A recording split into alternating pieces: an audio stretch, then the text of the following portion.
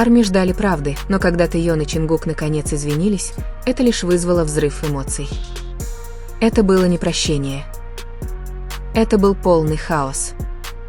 И Аван ожидал, что тишина будет громче гнева. Несколько дней Арми ждали, обновляя ленты новостей, анализируя размытые скриншоты, пересматривая каждую секунду недавнего появления Тэйона и Чингука. Напряжение нарастало, как буря, запертая за стеклом.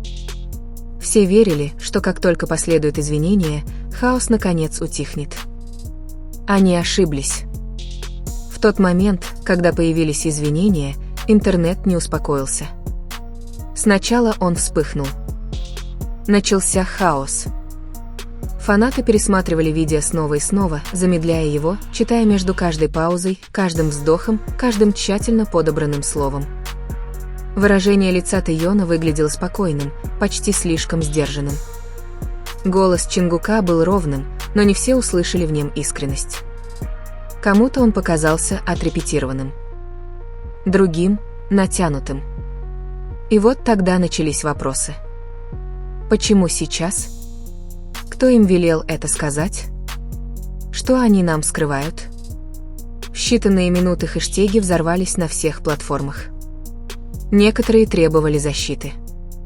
Некоторые требовали объяснений. Другие же категорически отвергли извинения. Раскол внутри фандома был мгновенным и жестоким, сторонники с одной стороны, скептики с другой, и растущее число фанатов, застрявших посередине, не зная, чему верить. Слово «извинение» стало трендом рядом с другим словом, которого никто не ожидал – контроль ущерба. Всплыли скриншоты из прошлых интервью. Старые клипы снова оказались в центре внимания.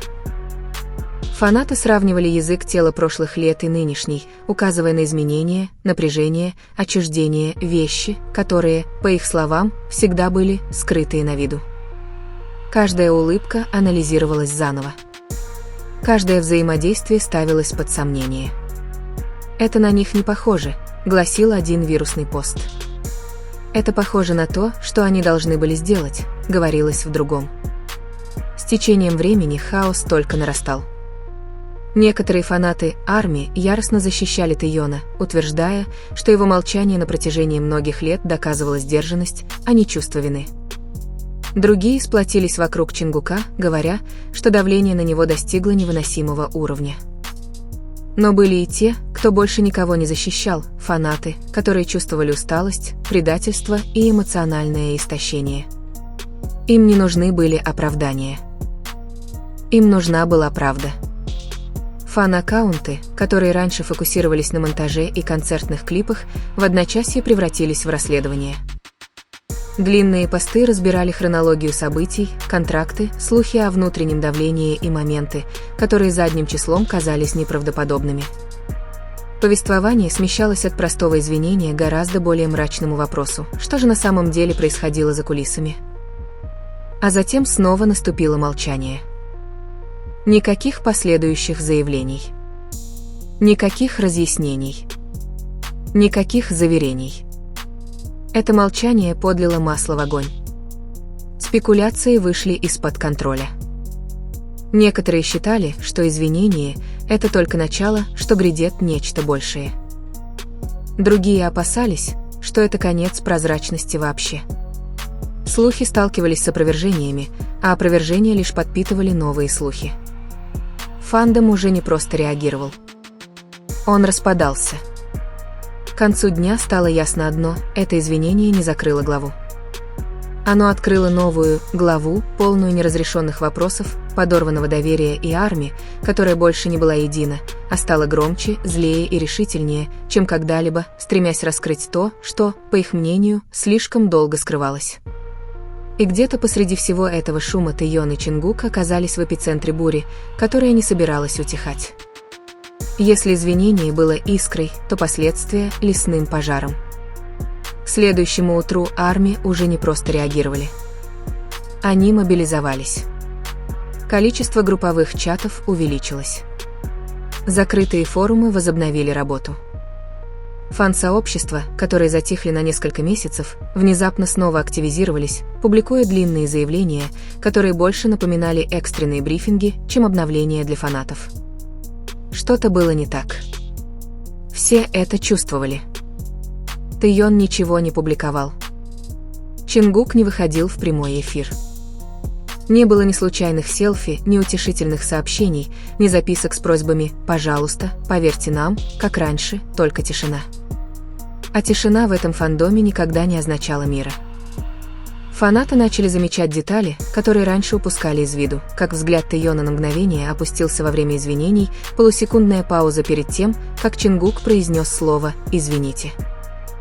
Эти крошечные моменты бесконечно повторялись, анализировались покадрово.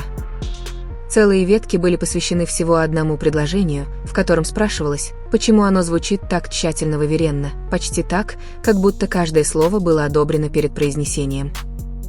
«Посмотрите на их руки», — говорилось в одном посте. Они напряжены. Это не утешение, это давление. Другие резко возражали, обвиняя скептиков в проецировании травмы и заговора там, где их не было. Фандом раскололся еще больше. Споры разносились по всем лентам, дружба рушилась из-за разных интерпретаций одного и того же 30-секундного ролика. Но затем произошло нечто неожиданное.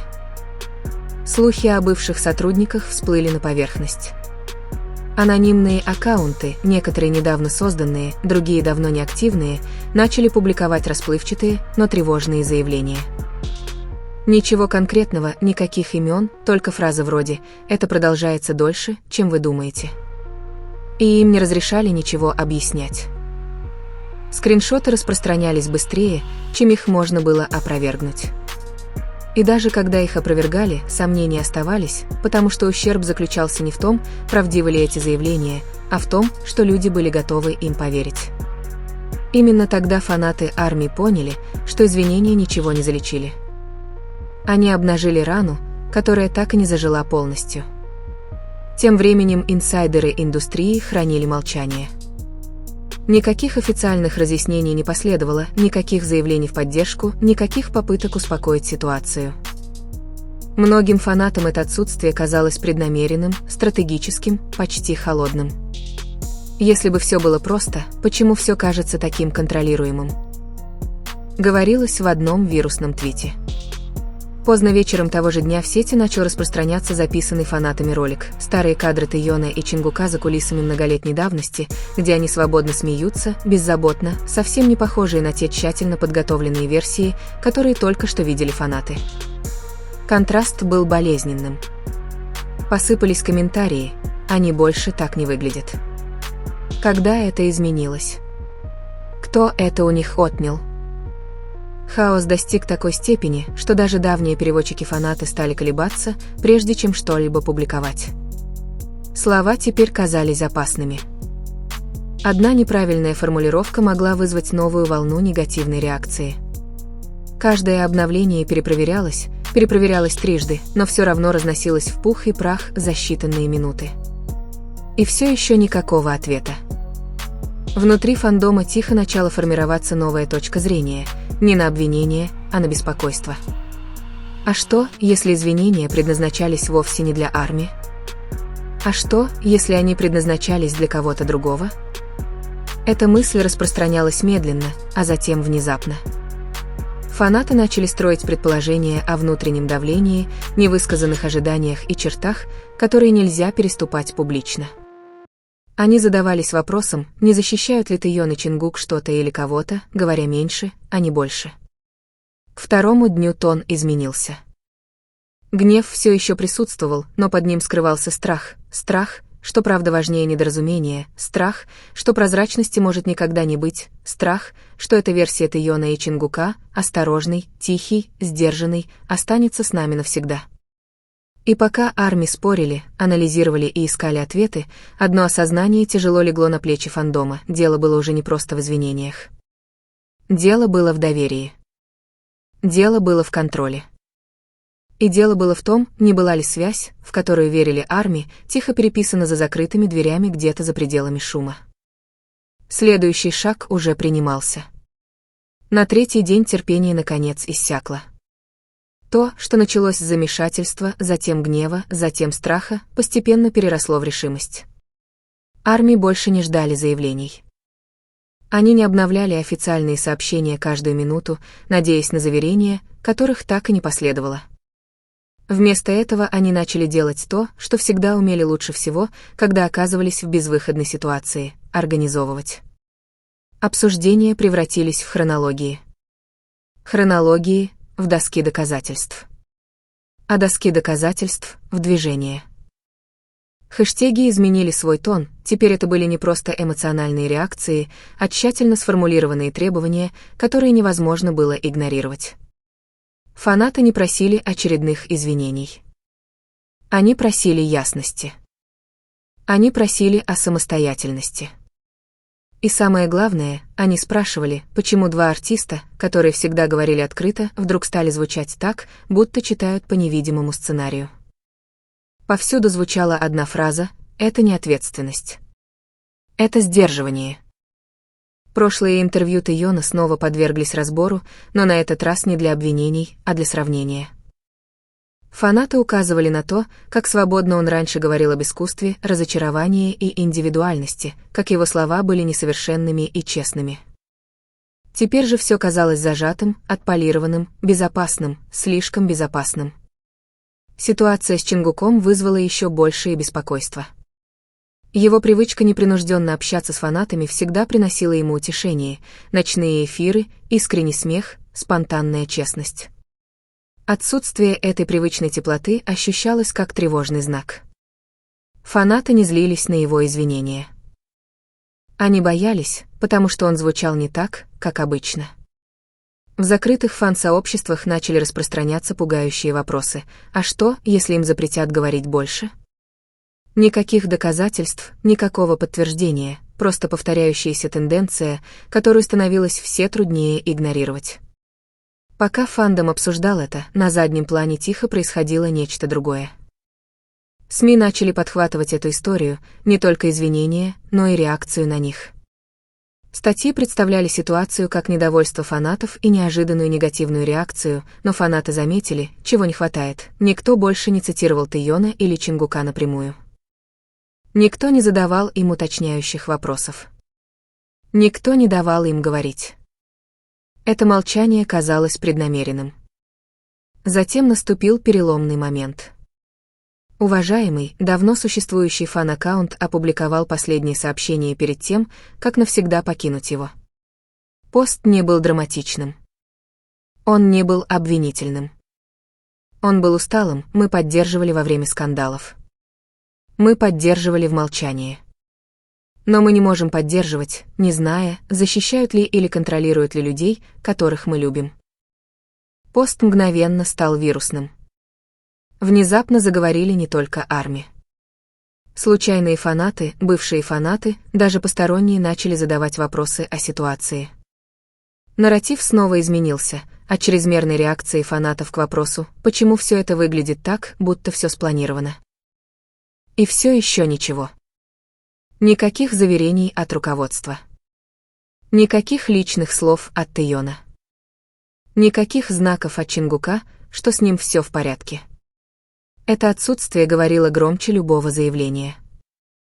К концу третьего дня одна истина глубоко укоренилась в сердцах фанатов: ожидание закончилось. Армии больше не просили утешения. Они просили уважения. Они больше не гнались за слухами. Они бросали вызов системе, которая казалась все более замкнутой, непрозрачной и отстраненной от тех самых людей, которых она якобы защищала. Эта глава хаоса породила нечто новое, нечто опасное, фандом, который больше не принимал молчание как ответ. И где-то за тщательно охраняемыми дверями принимались решения. Проводились линии. Потому что, как только фанаты перестают ждать и начинают наблюдать, пути назад нет. К четвертому дню хаос перерос в нечто более резкое. Армии больше не были такими громкими, по крайней мере, не так, как ожидали люди. Крики в лентах стихли. Эмоциональных постов стало меньше. На смену им пришло гораздо более тревожное — спокойствие. Внимательное наблюдение. Фанаты начали замечать закономерности. Каждое официальное обновление следовало одной и той же структуре. Каждое упоминание в СМИ использовало один и тот же язык. Каждый заголовок вращался вокруг одних и тех же безопасных фраз, никогда не отклоняясь слишком далеко, никогда не задавая вопросы, которые армии уже задавали вслух. Все казалось скоординированным. «Это не общение», — говорилось в одном посте. «Это хореография». Имя Тайона снова стало популярным, но на этот раз в связи со старыми цитатами, словами, которые он произнес много лет назад о свободе, творчестве и цене непонимания. Фанаты сопоставили их с текстом извинений. Контраст было невозможно игнорировать. Затем в центре внимания оказалось молчание Чингука, не потому, что он был кому-то обязан объяснениями, а потому, что его отсутствие в этот момент казалось преднамеренным. Фанаты вспомнили, как он инстинктивно появлялся, когда им было тяжело, как он успокаивал, не дожидаясь просьбы. Тот факт, что он больше этого не делал, вызывал у людей беспокойство. «Он всегда возвращается к армии», — написала одна фанатка. Так почему же на этот раз кажется, что он не может? Предположения росли, но росла и сдержанность. Многие фанаты были осторожны в своих словах, выбирая беспокойство вместо обвинений. Они не хотели никого унижать. Они хотели понять, что изменилось. И что-то изменилось. Все это чувствовали. Поздно вечером произошел едва заметный сдвиг.